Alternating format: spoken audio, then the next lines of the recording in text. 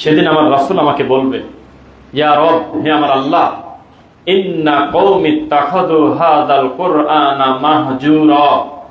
আমি বিচার দিচ্ছি, আমি আজকে বিরোধী দল হয়ে আমি বিচার দিচ্ছি তাদের বিরুদ্ধে যারা আমার উম্মত অপরাধ, তারা আপনার কোরআনকে পরিত্যাজ্য করে রাখছে। পরিত্যক্ত, বাড়িতে অনেক দিন কেউ না থাকলে পরিত্যক্ত থাকে ওই রকম না, বাড়িতে বসবাস করে কিন্তু বাড়ির হক আদায় করে না। পৃথিবীর আর কোন দেশে এত বেশি কোরআন পড়া হয় তা আমি জানি না, সৌদি আরবে বেশি হতে পারে, তবে দ্বিতীয় নম্বরে রাখলে পৃথিবীতে বাংলাদেশের চাইতে বেশি তেলাওয়াত হয় এটা আমার জানা নাই। হতে পারে অন্য কোথাও এত বেশি তেলাওয়াত হয় তা আমরা জানি না, এত বেশি খতম এক মাসে ডেলিভারি দেওয়া হয় তা আমরা জানি না পৃথিবীতে, এই বাংলাদেশ ছাড়া। শুধু রমাদান মাসে যে পরিমাণ কোরআন মাজিদ 27 রাত্রে খতম হয়, এই সমস্ত খতমগুলো নিলে কোন রাষ্ট্রে সারা বছর এত কোরআন পড়ে বহু মুসলিম রাষ্ট্রে তা আমরা জানি না। কিন্তু মুহাম্মদ সাল্লাল্লাহু আলাইহি ওয়াসাল্লাম বিচার দিচ্ছে আল্লাহর কাছে, আমার উম্মত আপনার কোরআনকে পরিত্যাজ্য করে রাখছে। তো বাংলা ভাষায় আমরা মনে করি যে বাড়িতে লোকজন থাকে না, পরিত্যক্ত, একেবারে জীর্ণ শীর্ণ, ভেঙে পড়ে যাচ্ছে, ইট খসে যাচ্ছে, একেবারে যেমন তেমন হয়ে গেছে। এই কথার দ্বারা তা বোঝায় নাই। কোরআন পড়বে, তাফসির ইবনে কাসির এবং তাফসির আত-তাবারি আস-সাদি ব্যাখ্যা করে তিনি বলেন যে 25 নম্বর সূরার 30 নম্বর আয়াতের সবচেয়ে দামি অর্থ কোরআন পড়বে না তা না, পড়ে, কিন্তু কোরআনের হক আদায় করে পড়েও না, তা বোঝারও চেষ্টা করে না, এটা হলো অর্থ। কোরআন মাজিদ এই জমিনের সবচেয়ে বেশি যারা পড়ে বাংলাদেশে, তাদের ভিতরে একজন প্রকাশ্যে বলতেছে, তোমাদের জীবনের একটাই লক্ষ্য, তোমরা আমাদের এই দরবারের কুত্তা হিসেবে যেন আল্লাহ তোমাদের কবুল করে। সবাই বলতেছে আল্লাহু আকবার, আমিন। তিনি কোরআন খুব পড়ে, তার মুরিদদের মুখে আমরা দুই কান দিয়ে শুনেছি, তার জীবদ্দশায় এত বেশি কোরআন তেলাওয়াত করে যে মুরিদরা বলতেছে আমরা পীর সাহেবের অর্ধেকও তেলাওয়াত করতে পারি না। মানিকগঞ্জের পীর, তিনি ফজর সালাত করে দীর্ঘ সময় বসে থাকে, আল্লাহর কোরআন ছাড়া ওঠে না। তিনি এশার সালাত করে প্রায় 2 থেকে 3 ঘন্টা টানা কোরআন মাজিদ তেলাওয়াত করে। বলতেছে আমাদের মাথায় ধরে না যে তার ভিতরে বিরক্তি নাই, কোরআন মাজিদ ছাড়া তার কোনো কথাই নাই। কোরআন পড়তে পড়তে পড়তে পড়তে তিনি তার 70 বছর এসে বুঝলো আমাদের মূল টার্গেট হলো আমাদের পীর সাহেবের কুত্তা হওয়া। এবং বলতেছে কাগজে লিখবে, আজকে বাড়িতে গিয়ে লিখে তোমরা মাদার সাথে লিখে রাখবে যে আমি পীর সাহেবের পালিত কুত্তা। এইটা যদি মহান আল্লাহ কবুল করে তাহলে তোমার নামাজ, রোজা, হজ, যাকাত যাই কিছু বলো বা করো না কেন আর কোনো চাপ নেই। টার্গেটটা কোন পর্যায়ে নিয়ে গিয়েছে। কোরআন মাজিদ যারা সবচেয়ে বেশি পড়ে তাদের একজনের দাবি, মান ইয়াহদিল্লাহ ফাহুয়াল মুহতাদ ওয়া মান ইউদলিল ফালান তাজিদ লাহু ওয়ালিয়াম মুরশিদা। অনেকগুলো হাফেজ আছে এখানে বা জানাশোনা, মাশাআল্লাহ, এইজন্য অর্ধেক পড়লাম। এই আয়াতের অর্থ তারা বুঝে গেছে, যার কোনো পীর নাই তার কোনো হেদায়েত নাই, নাউযুবিল্লাহ। অথচ মহান আল্লাহ সুবহানাহু ওয়া তাআলা এখানে বলতেছে মান ইয়াহদিল্লাহ ফাহুয়াল মুহতাদ, আমি যার হেদায়েত দেই না সে হেদায়েত পায় না, আমি যাকে দেই সে পায়। ওয়া মান ইউদলিল, কাউকে যদি গোমরাহ করা হয়, ফালান তাজিদ লাহু ওয়ালিয়াম মুরশিদা, তার কোনো ওলি মুর্শিদ পৃথিবীর কেউ নাই যে তাকে পথ দেখায়, সে গোমরাহই। এই দৃশ্যমান আয়াতটার উল্টা ব্যাখ্যা করে বলতেছে ওয়া মান ইউদলিল ফালান তাজিদ লাহু ওয়ালিয়াম মুরশিদা, তারাই হলো দুনিয়াতে গোমরাহ যাদের নির্দিষ্ট কোনো ওলি, অভিভাবক আর পীর নাই। মেনে নিয়েছে জাতি, আমরা হয়তো কয়েকজন মানি নাই, হাতে গোনা কয়েকজন, বাকি সবাই মেনে নিয়েছে, কথা এটাই ঠিক। এখানে আমি দেখে দেখে বলতেছি। 3 নাম্বার, সম্মিলিতভাবে মহান আল্লাহর বিধানের অনুবাদটা এমন ভাবে মিথ্যা প্রতিপন্ন করা হবে যে সত্যটা ঢাকা পড়ে যাবে। ইউকাযযাবু সাদিক ইউসাদ্দাকুল কাযিব, তখন জাতির মনে হবে মিথ্যাই সত্য, সত্যই মিথ্যা। খুতবা তো প্রতি সপ্তাহে দিতে হয় নাকি বলেন? দিন দিন চেষ্টা করতেছি আমি আরো কত সহজ ভাবে, আমি আরো কত সময় নিয়ে ভেঙে ভেঙে আমার ভাইদের কাছে আমি কথাটা ভালো করে বোঝাতে পারবো ইনশাআল্লাহ। কারণ আমি যত দামি কথা বলি, আমার স্পষ্টতা যদি না থাকে, আমার কথা ক্লিয়ার ভাবে যদি আপনার কাছে না যায়, তাহলে কিন্তু সময় নষ্ট করা ছাড়া কোনো পথ নেই। এখানে বলতেছে মহান আল্লাহ সুবহানাহু ওয়া তাআলার দৃশ্যমান কোরআনের আয়াতের ব্যাখ্যা এমন ভাবে করা হবে যে মিথ্যাকেই সত্য মনে করা হবে, সত্যকেই মিথ্যা মনে করা হবে। সেই দিন আসে নাই ভাই? এসেছে। ইয়্যাকা না'বুদু ওয়া ইয়্যাকা নাস্তাঈন, একমাত্র তোমারই ইবাদত করি, তোমার কাছেই সাহায্য চাই। তার মানে এই না যে আমার মাইক্রোফোনটা এখান থেকে খুলে পড়ে গেল, আমি কাউকে বলবো না যেটা তুলে দেন, এটা বলা হয়নি।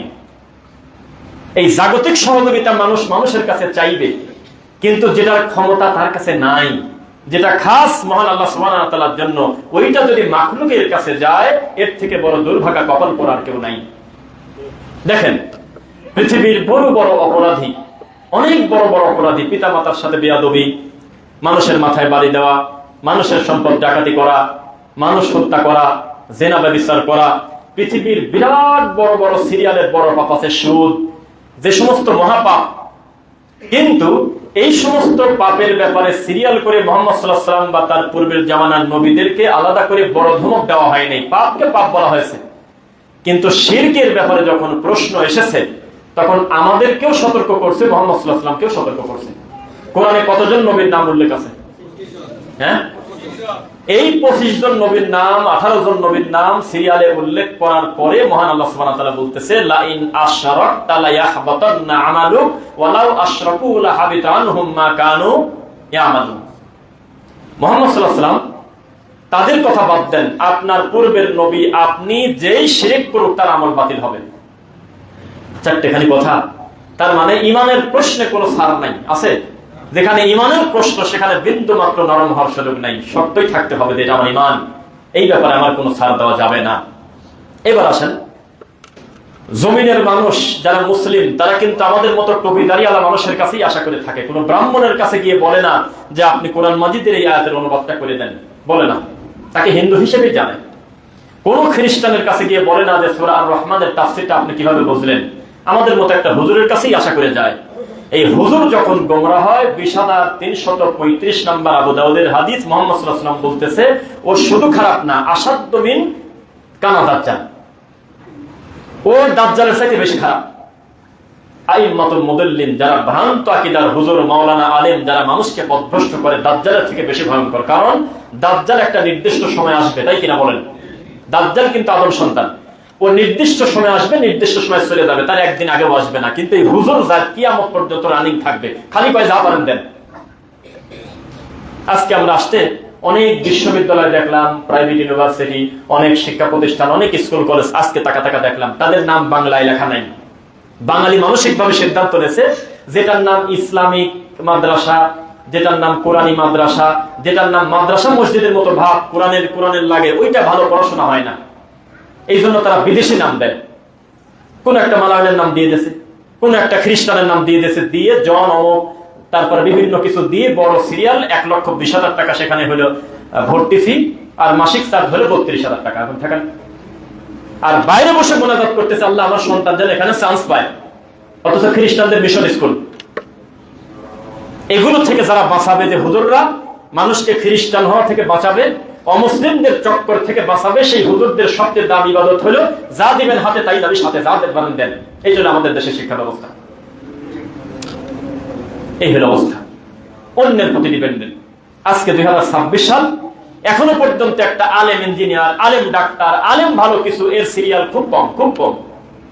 মানসিক ভাবে তারা সিদ্ধান্ত নিয়েছে, আমি যেহেতু হাফেজ হয়েছি, আমার কোনো না কোনো হাফেজিয়া মাদ্রাসায় ঢোকা বাধ্য খরচ, তাতে এই যে হুজুর বর্তমানে আছে তার থেকে প্রয়োজনে 500 টাকা কম নেব আর ওনাকে বাইর করে দেবো।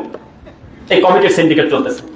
ওর মাথায় চিন্তাই নাই যে মানুষ নারকেল গাছ, পেয়ারা গাছ, ডাল, নজরুল, ঠাকুর, লালনকে নিয়ে গবেষণা করে ডক্টরের ডিগ্রি অর্জন করে, আর আমি আমার মেধা খাটিয়ে এত বড় কোরআন আল্লাহ আমার মুখস্থ করার সুযোগ দিল, আমি তো যে কোনো ভালো জিনিসের পর গবেষণা করে ডক্টরেট করাতে পারি না।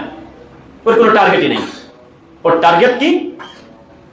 যদি কেউ 2 শতক জায়গা দান করে তো বলে পরকালে আপনি অনেক নাজাত পাবেন, এটা মোনাজাত করে তাকে সেভাবে করা হইলে আসলেই পাবে ভালো কাজে দিলে। তখন উনি করতেছে কি, একটা ঘরের মধ্যে টয়লেট দিচ্ছে, তার উপরে আবার বেডিং দিচ্ছে, এরপরে এক জায়গায় 10টা মানুষ শোয়া যায় না, ঘুমানো যায় না, 20টা মাদ্রাসা ছাত্রকে এক জায়গায় জমা করে দিয়ে বলতেছে 6 নম্বর মাখরাজে ভুল গেল কেন, পিঠে চামড়া তুলে দিচ্ছে। ঠিক আছে, পড়াশোনা কেন আমরা মানুষ অমুসলিমদের প্রতি ডিপেন্ডেন্ট হব আজকের এই দিনে? লা তাত্তাখিদুল ইয়াহুদা ওয়ান নাসারা আউলিয়া, কুরআন মাজিদে খোলাসা করে বলা, খবরদার ইহুদি খ্রিস্টানকে অভিভাবক বন্ধু হিসেবে মানো না। অথচ আমাদের বন্ধুই হলো ইহুদি খ্রিস্টানরা। এমনকি থাক একটু ভেঙে চলে কমে বলি, ইহুদি খ্রিস্টান আমাদেরকে এমন ভাবে ম্যানেজ করেছে, ব্রাজিল নড়াচড়া করলে আপনার ছেলে নড়াচড়া করে, ও কাঁদলে আপনার ছেলে কাঁদে, আর্জেন্টিনা হাসলে আপনার ছেলে হাসে, ও চলে গেলে খেলা পারে না, এই জন্য আপনার ছেলে আত্মহত্যা করতেছে। আমি তো বলি মাঝে মধ্যে, সব কিছু আমাদের অনলাইনে, খালি রুহুটা আছে অফলাইনে। সব অনলাইনে। মানুষের মা, ইজ্জত, বউ, ছেলে পেলে, একবারে ল্যাংটা থেকে শুরু করে রান্নাঘর থেকে কবর পর্যন্ত সব বর্তমানে অনলাইনে, খালি জানটা আছে অফলাইনে। এই বর্তমান আজকে 2026 সাল। তার মানে আপনি নিশ্চিত দায়িত্ব নিয়ে বলা যায় আপনার কোনো টার্গেট নাই, আপনার জীবনে কোনো টার্গেটই নেই, কি করবেন আপনি তা জানেন না। যখন আপনার সন্তানটা একটু বড় হয় তখন আপনার মনে হয় আচ্ছা তাহলে আমার এই ছেলেকে আমি কোন মাদ্রাসায় দেবো, কোন স্কুলে দেবো। তার আগে আপনার কোনো চিন্তা নেই যে আমার আরো 5টা ছেলে কোথায় পড়বে, এই চিন্তা নেই। এভাবে দিন চলে যাচ্ছে।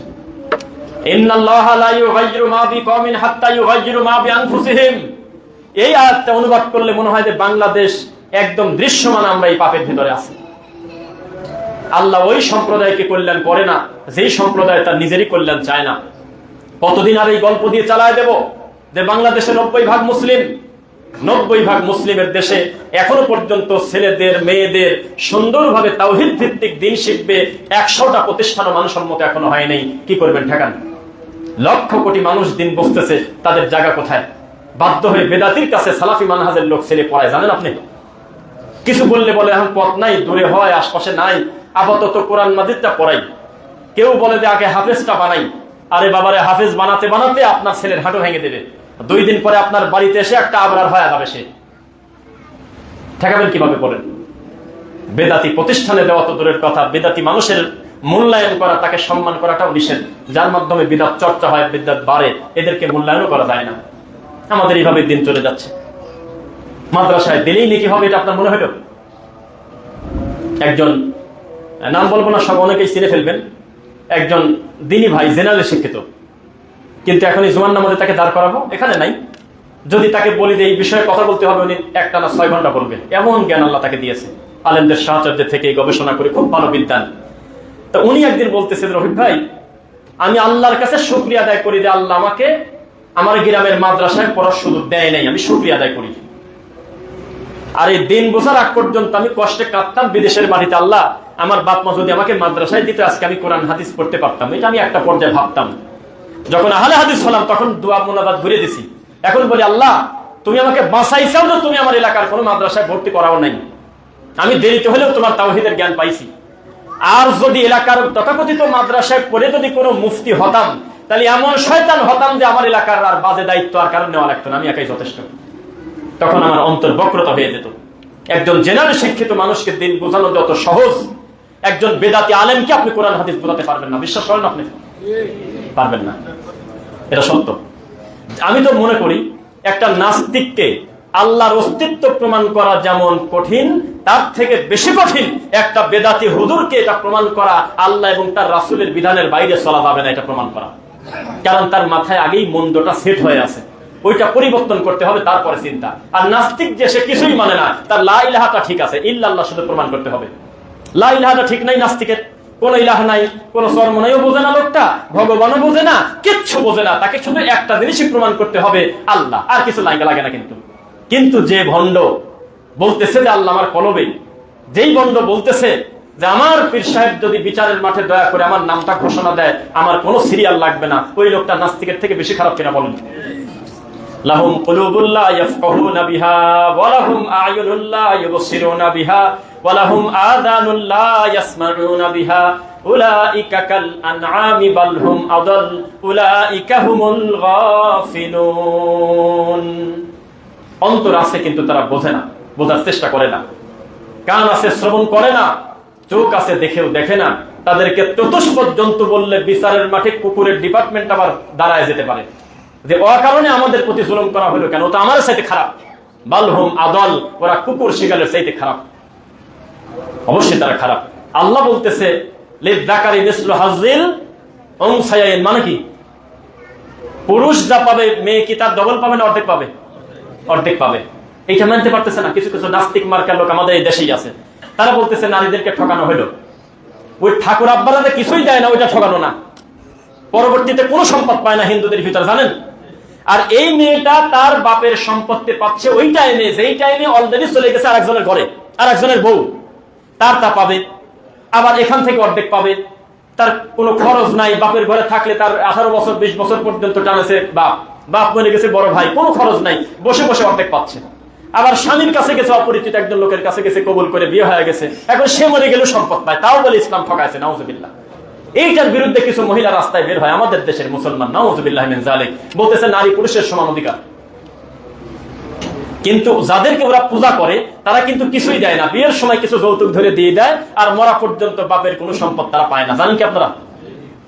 ইসলাম যদি পছন্দ না হয় তাহলে আল্লাহর জমিন ছেড়ে দেন, কোথায় যাবেন যান, ছেড়ে দেন, চলে দেন। আমার ওস্তাদের বাপ বলছিল যে তুই বাড়ি থেকে বের হ, তোর রাখবো না বাড়িতে। বিয়ে করার পরে একটু ঝামেলা টামেলা হয়, তারপরে একটু যাচ্ছে কয় দাঁড়া ঘড়িও দিয়ে যা, ঘড়িটাও কি আমার কেসিও ঘড়ি আমার টাকা দিকে না, এখন ঘড়িও খুলছে। তারপরে বললো যে ওই স্যান্ডেলও খোল, কিছু রাখবি না, আমার সবকিছু রেখে দিয়ে চলে যা, খুব রাগ। পরে সবকিছু রেখে ও স্বাভাবিক পোশাক পরে চলে যাচ্ছে শ্বশুর বাড়ি। কিছুক্ষণ পরে ব্যাকে চলে আসছে, আধা ঘন্টা পর আসার পর বলতেছে যে কিরে তুই আবার আসলি? আব্বা আপনি বললেন যে আমার যা সব থুই দা, আমি একটু পরে চিন্তা করলাম যাওয়ার পরে যে আমিও তো আমার না, আমিও তো আপনার মাধ্যমে আইছি, তা আমারও রেখে দেন। তা আপনি এই জমিন পছন্দ হয় না, এই জমিনেই বাস করতেছেন, এই আসমানেরই বৃষ্টি ব্যবহার করতেছেন, ওই মহান আল্লাহরই সূর্য আপনি ব্যবহার করতেছেন, আপনার নিজের এখন পর্যন্ত কিছু বানাতে পারেননি। পৃথিবীর ইতিহাসের সূর্যের বিকল্প সূর্য হবে না কিয়ামত পর্যন্ত। বিজ্ঞানীরা গবেষণা করে 1938 সালের 22 মার্চ প্রকাশ্যে ঘোষণা দিল খ্রিস্টানদের বিশাল বড় বিজ্ঞানীদের কাউন্সিল। তারা বলল যে চোখের ভিতরে কি লেন্স আছে, আমরা আমাদের বাংলা টাকায় 7,84,000 টাকা দামের একটা লাইট যদি এক জায়গা করি, তাকে যদি চূড়ান্ত পর্যায়ের যদি আমরা ধারণ ক্ষমতা দেই, তাহলে তার কত কিলোমিটার পর্যন্ত এই আলোটা দূরে যেতে পারে, এর বাইরে তাকে দেখা যাবে না, তার একটা সীমারেখা আছে। কিন্তু আমাদের এই দৃষ্টিশক্তিতে মহান আল্লাহ সুবহানাহু ওয়া তাআলা কি দিয়েছে যে আমরা এখান থেকে তাকালে এত দূর পর্যন্ত ক্লিয়ার বুঝতে পারি এর ভিতরে আছেটা কি।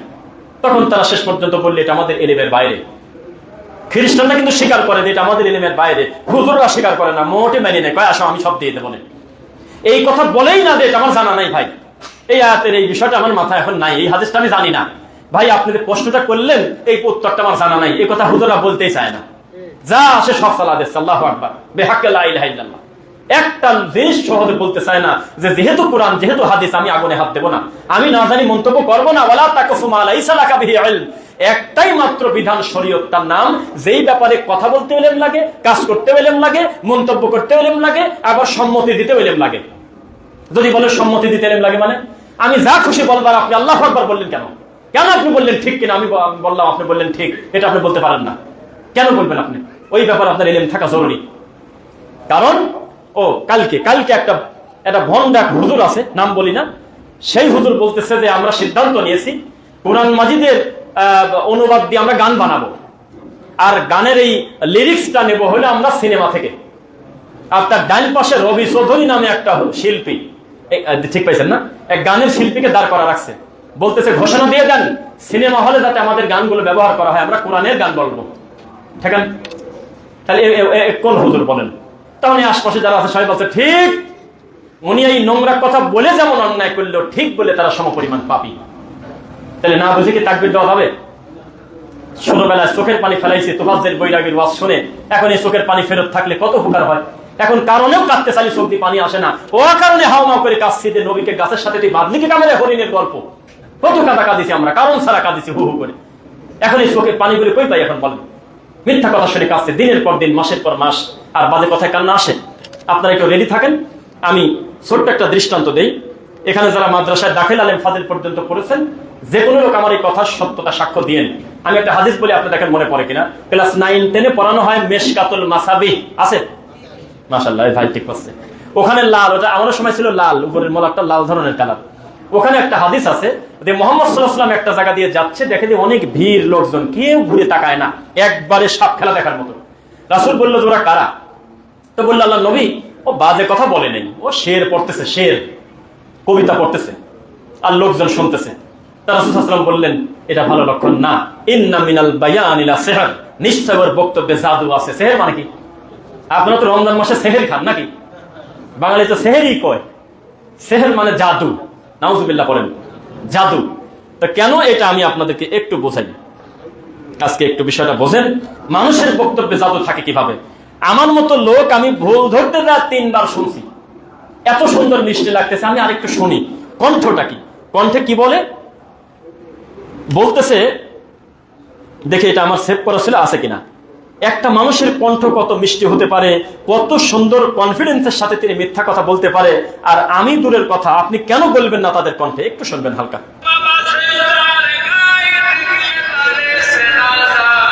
কণ্ঠটা কি দেখেন।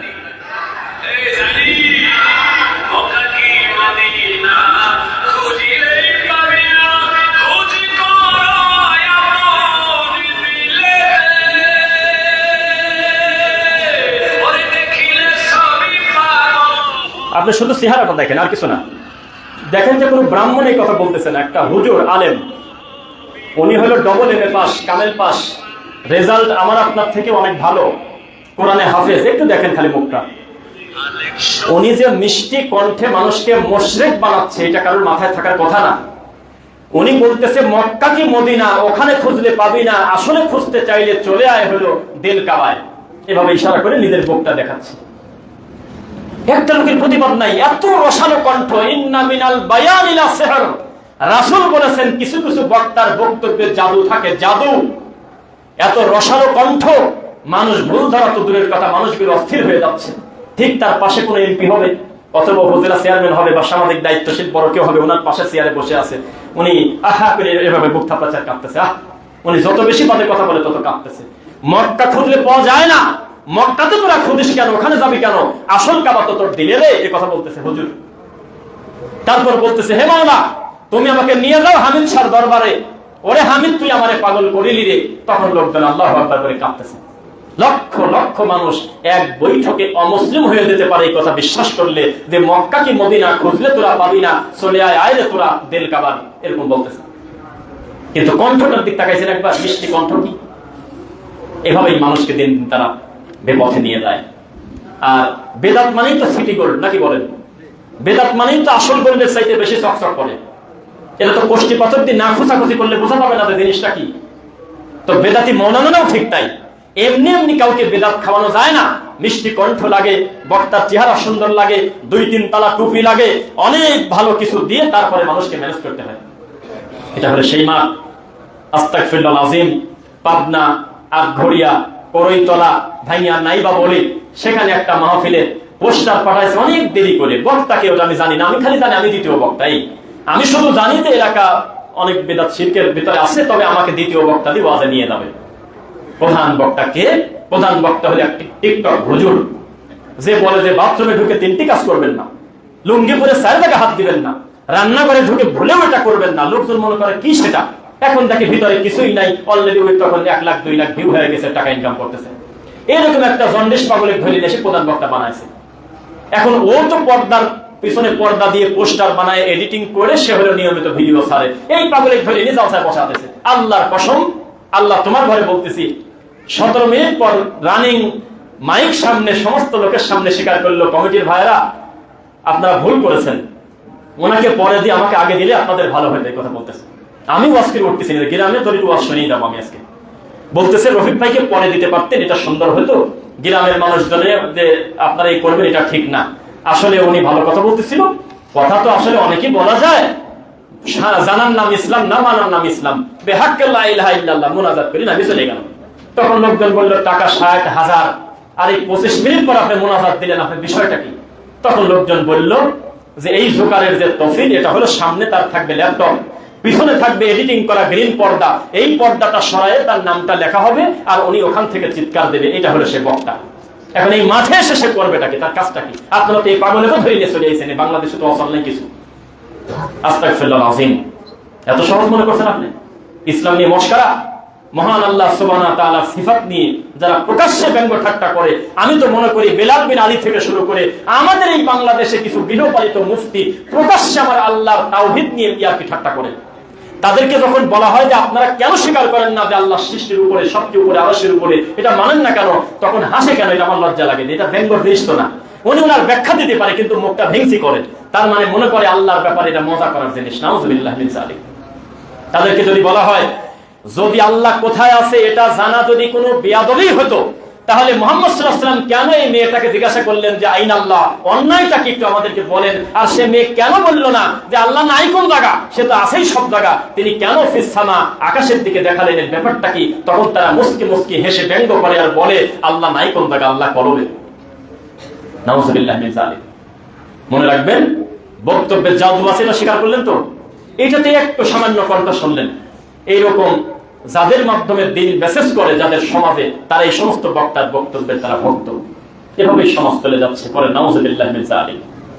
মুহাম্মদুর রাসূলুল্লাহ সাল্লাল্লাহু আলাইহি ওয়াসাল্লাম বললেন, আমার উম্মতের সবাই জান্নাতে যাবে ইল্লা মান আবা, শুধু যারা অস্বীকার করে তারা যাবে না। ইল্লা মান আবা ইয়া রাসূলুল্লাহ, আপনাকে অস্বীকার করে অথচ আপনার উম্মত, এইটা আমার হয় নাকি?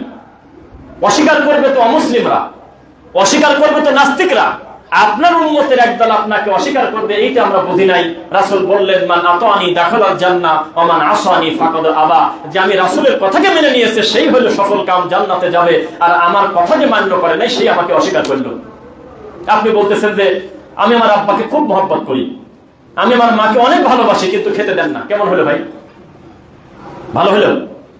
আমি নামাজ বিশ্বাস করি কিন্তু একত্র করি না, হলো? আমি আমার আল্লাহকে বিশ্বাস করি, আল্লাহর সাথে কোনো শরীক নাই, কিন্তু আল্লাহর কোনো কাজ আমরা করি না, এটাকে বিশ্বাস করা হলো? তাহলে আমরা আবা, অস্বীকারীর দলে। আল্লাহ যেন অস্বীকারীর দল থেকে আমাদের হেফাজত করে, বলেন আমিন। আজকে তো সব অস্বীকার করার লোক, অধিকাংশ অস্বীকার করার পাউসানা লোক। তারা আমাদেরকে নাম দেয় সরকারের দালাল। যে যে সরকারি থাকুক, এই বেদাতির একটা প্রতিষ্ঠিত করে ফেলছে আহলে হাদিসরা সরকারের দালাল, বলে কিনা বলেন? যে সরকারি থাকুক তার ঘাড়ের উপর আমাদের তুলে দেয় যে আমরা বলে তার দালাল। আর পক্ষের লোক কারা? যারা সারা জীবন বলল বাংলাদেশ জামাত ইসলামের বিরুদ্ধে চরমনার থেকে শক্ত করা ল্যাংটা সমালোচনা পৃথিবীর আর কেউ করছে আমার তা জানা নেই। 12 ফেব্রুয়ারির আগে কিন্তু এক হয়ে গেছিল।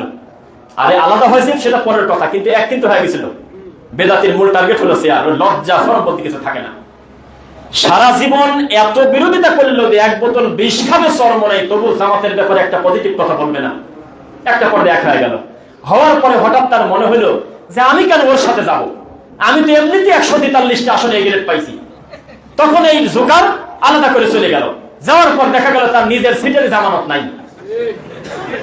এইরকম মানুষের কাছে যদি তাওহীদের জ্ঞান নিতে যায় জাতি, দিন নিতে যায়, তো দিনের অবস্থাটা কি হবে আপনি একটু বলেন?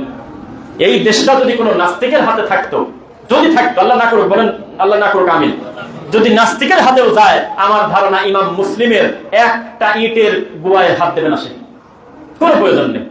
ও বলবে যে আমি ওনার ইবাদত খানা নিয়ে আমার কাজ কি। এই দেশটা যদি কোনো খ্রিস্টানের হাতে যায়, বলেন নাউজুবিল্লাহ, না যাক, তবু আমার ধারণা, আমার মন বলে এই ইমাম মুসলিম রাহিমাহুল্লাহ সালাফি জামে মসজিদের একটা ফ্যানের গায়ে হাত দেবে না। কিন্তু চরমনের হাতে যদি এই দেশটা চলে যায়, কচু কাটা করবে, লিখে রাখেন কাগজে। বরং হ্যাঁ রাইট, জান্নাতে দিয়ে ভালো কথা বলছে ভাই। মানে তারা তো চায় যে আমাদের জাহাজের লোক বেশি হোক, নাউজুবিল্লাহ। কেন? এই কথার প্রমাণটাকে একটু বলি আপনাকে।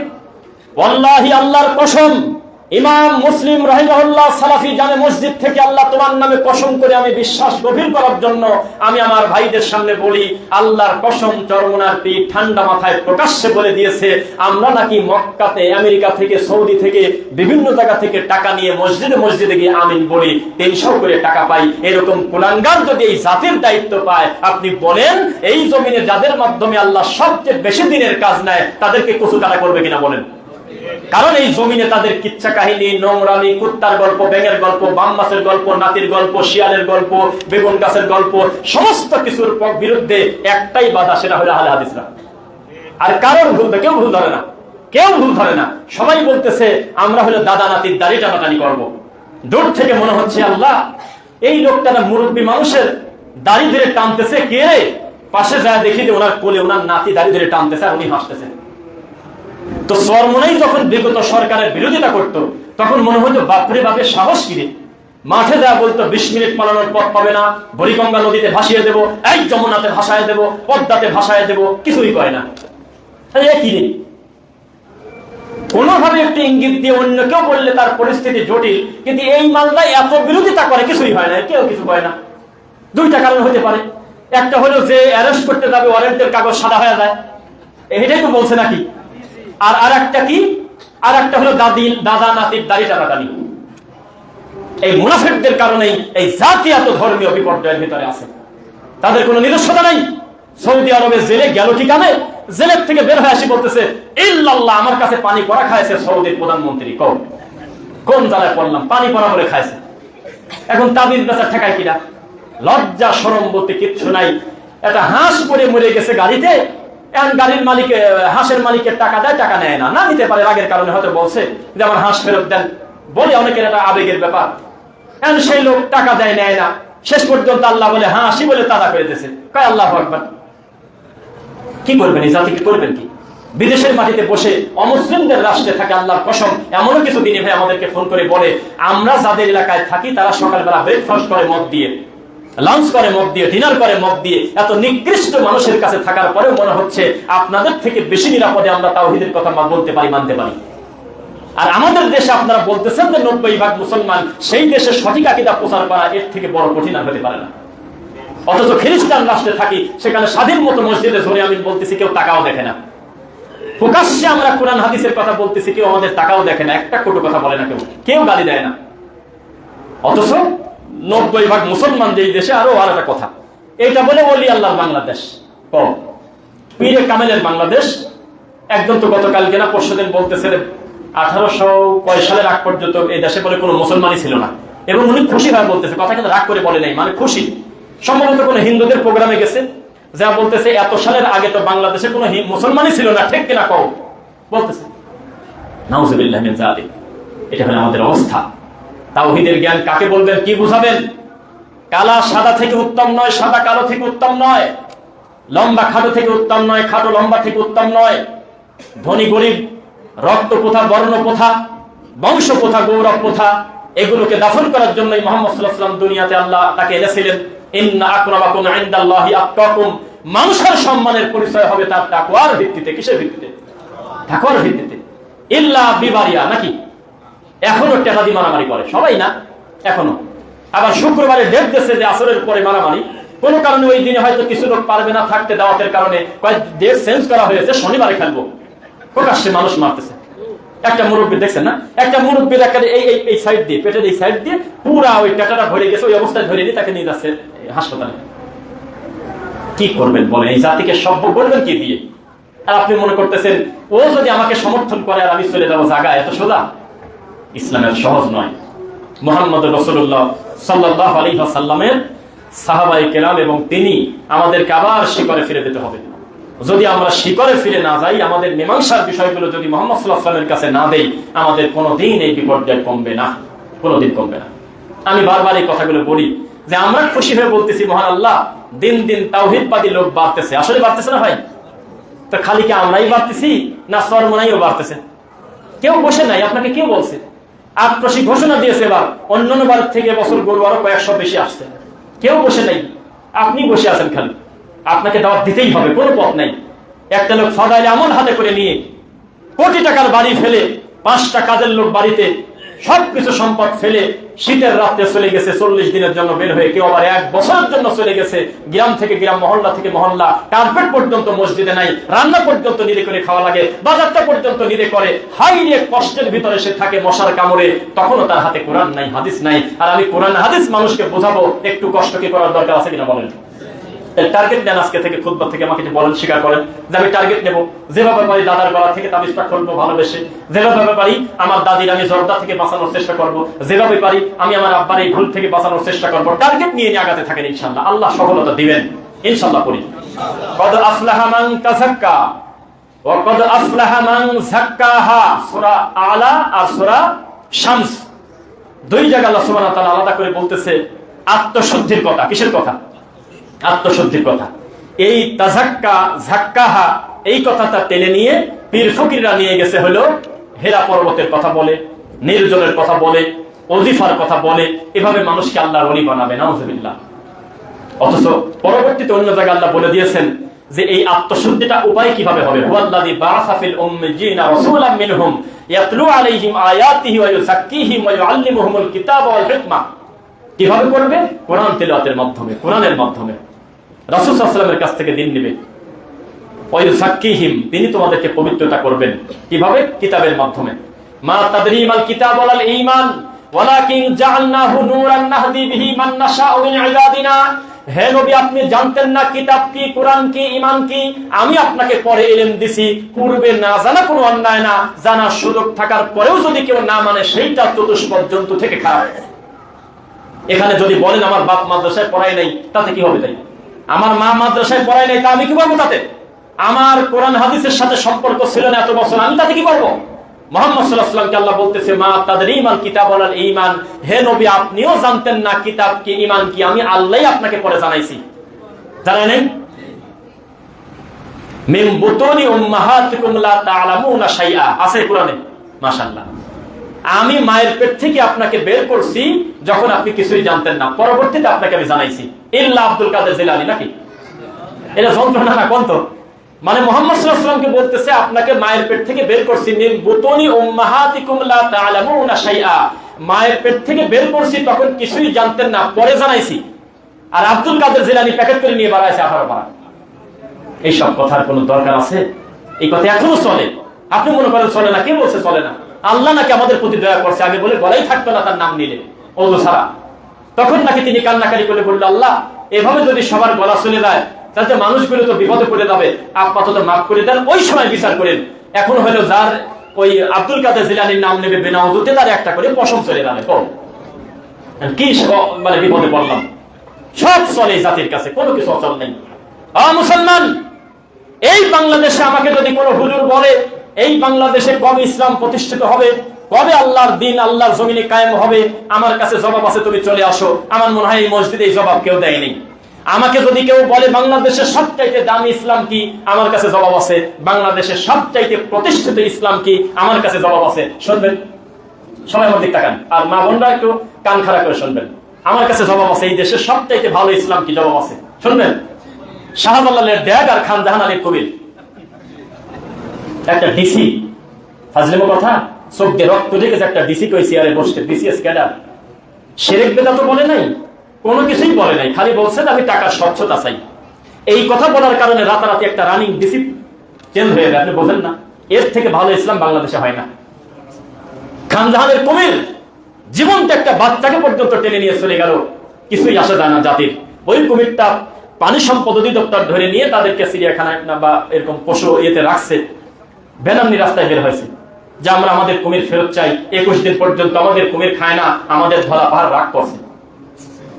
পরবর্তীতে গবেষণায় দেখা গেল মাসের পর মাস না খালেও কুমিরের কোনো অসুবিধা নেই। এটা হলো একটা সিস্টেম আল্লাহ সুবহানাহু ওয়া তাআলা করে দিয়েছে। এখন করছে মন খারাপ করছে, আমাদের জায়গাটা জায়গায় ফেরত দেবে ওহাবিরা। এই দেশের থেকে ভালো ইসলাম আছে? এই দেশে যারা, আমরা তো ওইভাবে প্রচার কম করি, যারা বেশি প্রচার করে যে বাংলাদেশে আমরা ইসলাম কায়েম করবই, তাদের ক্ষমতাও নাই সিলেটের মাটিতে গিয়ে শাহজালালের ড্যাগের সম্পর্কে কটু মন্তব্য করে আসে আর ভোট পাবে না। ওখানে গিয়ে বলতে হবে আমরা সব পীরের বিরোধিতা করি না, আমরা শাহজালালের পক্ষের লোক। ওই সাতক্ষীরা গিয়ে বলতে হবে আমরা সব পীরের বিরোধিতা করি না, ভণ্ড পীরের বিরোধিতা করি, আমরা সব সময় খান জাহানের সাথে আছি, ছিলাম, ঠিক কিনা বলেন? বলে তারে ভোট ঠেকায় কে? আর চট্টগ্রামে গিয়ে বলতে হবে বায়জিদ বোস্তামি যদি এই চট্টগ্রামের মাটিতে পা না দিত আমরা হিন্দু থাকতাম, ঠিক কিনা বলেন? এটা না বললে আপনার হুজুর ভোট পাবে না। কারণ ওই এলাকার মানুষ ধর্ম বলতে বায়জিদ বোস্তামির কি বলে ওটা, গদার মাছি বোঝে, গদার মাছি বোঝে না। কুষ্টিয়াতে একটা জায়গা আছে সুলেমানের মাজার, কেউ যাবেন এটা আমি বলি না, কোন মাজারে আপনি কেন যাবেন? আমরা একটা প্রোগ্রামের কারণে আমরা গেছিলাম, নাম হলো সুলেমান লেংটার মাজার। তো সেখানে একটা বিরাট বড় নৌকা, এখনো ভিডিও আছে, বিশাল বড় নৌকা, সেই নৌকার গলায় কত ফুল তা আমরা জানি না। এক একটা ফুলের ওজন যদি 200 গ্রামও হয়, কি পরিমাণ ফুল হলে নৌকাই বলা চলে একেবারে ঢেকে গেছে। আর কি যে পরিস্থিতি সেটা বললাম না। তা আমরা বললাম যে এই নৌকার রহস্যটা কি? তো বললো যে এই নৌকাতেই তো বাবা ল্যাংটা শাহ এসেছে। নৌকাটা আনলো কিসের উপরে রে? ইঞ্জিন কোন জায়গা? এর নিচে একটা মাছ ছিল। মাছটা কোনে? মাছটা চলে গেছে রাজশাহী, হলো কিসের মাথা যেন, রাজশাহী মাছের মাথা আছে। এই যে বলেছেন আপনার বাসা কোথায়? শামকদম। শামকদমে হলো মাছ, আর ওই মাছের পিঠে পড়ে যে নৌকাটা আসলো সেই নৌকা চলে গেছে কুষ্টিয়া সুলেমান ল্যাংটা। ঠেকাবেন এখন কি করে ঠেকাবেন? ওইখানে যদি কোনো প্রার্থী দেন আপনি, কোনো টুপিয়ালাকে যে গণতান্ত্রিক পদ্ধতিতে আমি সংসদে যাব, তাহলে ওখানে গিয়ে বলতে হবে আমরা সবার বিরোধিতা করি না বাবা, সুলেমানের বিরোধিতা করতে পারি না, সেখানে তো অনেক উপকার হয়েছে কথা বলতে হবে, নইলে ভোট পাবে না। এটা হলো এই দেশ। এই জন্য সারা জীবন আমরা মাজলুমি ভাই। ওই যে 11-22 জন লাগে খেলতে না, খারাপ জিনিস দিয়ে কোনো উদাহরণ আমি দেই না, আমার পুরো বক্তব্য শোনেন, মন্দ জিনিস দিয়ে উদাহরণ দেই না। একটা জিনিস ভালো করে বোঝানোর জন্য বলি, আপনাদের এলাকায় কি তা জানি না, 11-22 জন লাগে খেলতে ফুটবল। 7 সাল ছেলে ফেলে মানুষ আমরা পরে চলে গেছি, যা দেখি অলরেডি খেলা রানিং। তখন বললাম আমাকে নে আমাকে নে আমাকে নে, আমার পাবনা হইয়েতে। তো তখন বললো যে এইভাবে তো হয় না, তোর জোড়া মিলা, জোড়া নিয়ে আয়। তো জোড়া তো মিলাতে পারি না, জোড়া মিলালেও লোক হয়ে যায় হলো 24 জন। তখন বলতেছে তুই হলো পেট কাটা, মানে তুই হলো যেদিক সেদিক। তো যখন বল আমার কাছে আসলেই কোনো কথা নাই, যেদিক সেদিকে আনিশানে মারি দেওয়া লাগবে, কোনো পক্ষ নেওয়া যাবে না। তা আমাদের এমন একটা বিপদে ফেলছে এই মিথ্যাকে সত্য বানায় এই বেদাতিরা, যে এই দলে ক্ষমতা আসুক আমরা বলি ইহুদির দালাল, আমরা বলি সরকারের দালাল। অথচ সরকারের মাও পায় তারা, জননীও পায় তারা, জান্নাতের সার্টিফিকেট দেয় ওরা, আবার কদম বসিও করে ওরা, তাও বলে আমরাই দালাল। মা বানাইছে কারা? আমরা। জননী বানাইছে কারা? আমরা। জান্নাতে ঢুকাতেছে কারা? আমরা। মূর্তি উদ্বোধন করছে কারা? আমরা। সিনেমা হল উদ্বোধন করছে কারা? আমরা। এটা নতুন সিনেমা মুক্তি পাবে কয়েকদিন পরে মুনাজাত করতেছি আমরা। কয়েকদিন আগে বাংলাদেশ চলচ্চিত্র শিল্পী সমিতি, যেটা এখন প্রায় মৃত, প্রায় দোয়া করে যেটুকু বাঁচি আছে ওটুকু যেন আল্লাহ সুবহানাহু ওয়া তাআলা ধ্বংস করে দিয়ে একটা হাসপাতাল, একটা এতিমখানা যেন হয়ে যায়, সেই জায়গার সভাপতি সেক্রেটারি নির্বাচন হলো যাতে এই মরা সিনেমাকে তাড়া করা যায়। এই সিনেমায় যারা সভাপতি সেক্রেটারি হয়েছে ঠিক তার পাশে দাঁড়িয়ে তোমাদের হানাফি হুজুররা মুনাজাত করে বলতেছে আল্লাহ তুমি তাদের মনের আশা পূরণ করে দাও। তা কি পূরণ করে? মনের আশা কি চাচ্ছে তারা? তাও আমরা দালাল। এই হলো অবস্থা। রাগ করতেছেন নাকি? এইভাবে মানুষকে ভুল বোঝাতে বোঝাতে পরিস্থিতি কোন পর্যায়ে নিয়ে গেছে দেখেন। আমাদের কথাই শুনতে মানুষ শুনতে দেয় না, মানতে দেয় না। একজন গাইবান্ধার একজন এমপি, তিনি সালাফি মানহাজ অনুযায়ী তার পারিবারিক ভাবে বা বংশীয় ভাবে, গোত্রীয় ভাবে তারা আগে থেকে তারা আহলুল হাদিস। এখন এই কারণে মানুষের ভুল থাকবে না সেটা তো না। কত মানুষ আবার গণতান্ত্রিক ইয়েতে আছে, জাগতিক অনেক কিছু কারা করে। এখন ওই লোকটা বুকে হাত বাঁধে কি কামে?